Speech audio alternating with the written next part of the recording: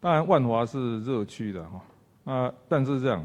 台北市所有其他11个行政区也都有案例，所以现在对整个防疫的概念，你要当作说它随时都有可能出现，也要当作说你的朋友、亲友都有可能被感染。所以为什么在现阶段做这个疫调已经没有意义？因为在这上面说几百例特别是我们台北是一个生活圈，你知道所以那个做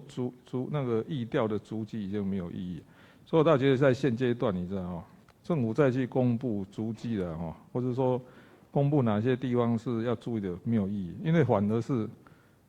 他没有公布的地方，也没有保证它是安全的。因为目前这么多的这种确诊案例做疫调、做足迹已经是没有意义。从这个数字上看起来我想今天教育部也讲了因为昨天就很多人在问我说，这个停课是不是过了5月28号还要继续停？其实我认为比较正确的说法应该是按照目前疫情的状态，你知道应当是要停课然后通常是我们在看多久以前通知大家说要开始恢复正常了。所以目前应该就是因为未来很难预测的也不知道疫情上上下下，所以大概可以比较确定的是5月28以后就应该会继续停课了，那就正做停课的这种准备，知道那至于毕业典礼，当然就线上举办。那毕业考啦还有一些期末考到底怎么处理？我想这几天在授权这些学校他们在想办法。不过很清楚的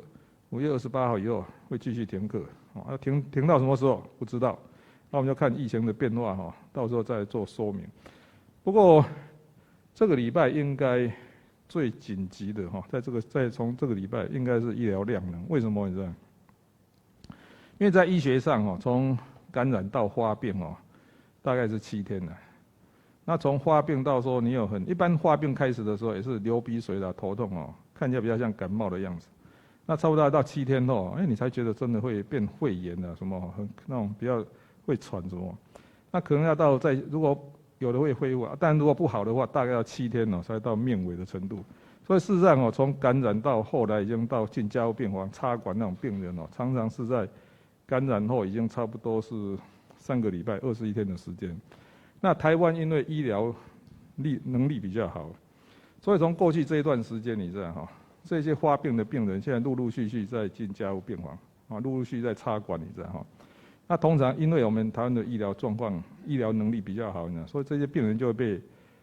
这些重症病人会被留在医院，那慢慢就把医院的床位占满了。